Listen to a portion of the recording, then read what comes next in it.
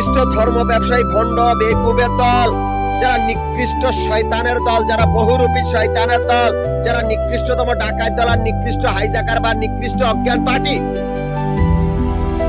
যারা নিকৃষ্টতম বেঈমানের দল, যারা মানুষের সম্পত্তি আত্মসাৎ করে। এরা একটি কোম্পানির ব্যাংকের বাড়িঘর গুলার ভিতরে বানাইছে নিজেদের সন্ত্রাসের আস্তানা।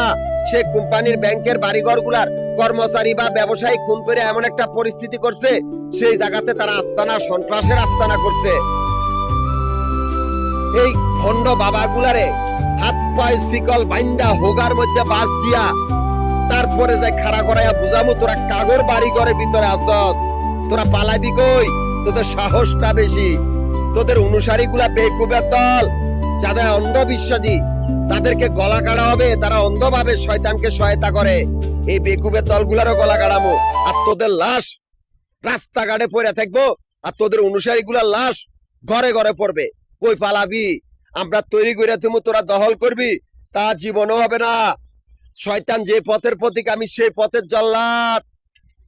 তোরা যেই ক্ষেতের মুলি, আমি সেই মুলিটাই উড়ালাম, সেই ক্ষেতের মালিক। কুত্তার বাচ্চা গুলা পালাবি কই?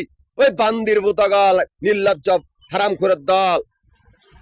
সেই কোম্পানির বাড়িঘর গুলার ভিতরে তারা অবৈধ বা ভণ্ডামির রাস্তানা খুলেছে, এমনকি তারা সরকারি অবৈধ অফিসার সাইজে সেখানে বয়ে থাকে মানুষকে লুটপাট করতে বলি। তাদের সেই রাস্তা বন্ধ, তাদের সাহসটা বেশি, তারা কিচ্ছু করতে পারবে না। এদেরকে সেই কোম্পানির বাড়িঘর গুলার ভিতর থেকে হাত পায়ে শিকল বাইন্দা এদের হোগার ভিতরে বাস দিয়া খাড়া করে রাখা হবে। শুয়ারের বাচ্চাগুলা বেঈমান। আমি একটি কোম্পানির দায়িত্বরত থাকা অবস্থায় সেই কোম্পানির পুরোনো বাড়িঘর গুলার লক দিয়া রিপিট জল্লাদখানার ব্যবসা প্রতিষ্ঠান তৈরি করেছি। সেই কোম্পানির দুই ভাগে বিভক্ত করে প্রথম ভাগে ইনকাম ট্যাক্সের উপজাতির মাধ্যমে আমানত, দ্বিতীয় ভাগে অল উপজাতি ডিফেন্স, যাতে এই বেঈমান কুত্তার বাচ্চাগুলা কোনো দিকে পালাতে না পারে। এদের সাহসটা বেশি। রাস্তার থেকে কর্মজীবন শুরু, রাস্তার থেকে এদেরকে মারবো, এদেরকে এত ভীত বানাবো এরা কিচ্ছু করতে পারবে না। এই রাস্তাটারে কবরস্থান বানাবো, যেহেতু আমাদের ধর্ম নাই। আমি ঢাকা, গাজীপুর, নারায়ণগঞ্জ তিনটা জেলা সমিতির প্রধান। তিনটা জেলা সমিতির অফিস মিরপুর, নবাবপুর, মতিঝিল। এই তিনটা জায়গার ভিতরে আমাদের আবাসিক বাড়িঘর বা হোটেলের ব্যবসার হিসাব করা, এখান থেকে আমাদের অ্যাকাউন্ট চলতেছে। অথচ মাফিয়া সেই বান্দির বুথ গুলা যাদের ব্যাংকের ভিতরে অস্তিত্ব, ব্যাংকের বাইরের ব্যবসা দখল করার জন্য আমাদের ক্যাশ কাউন্টার গুলার সামনে আস্তানা খুলে পড়েছে।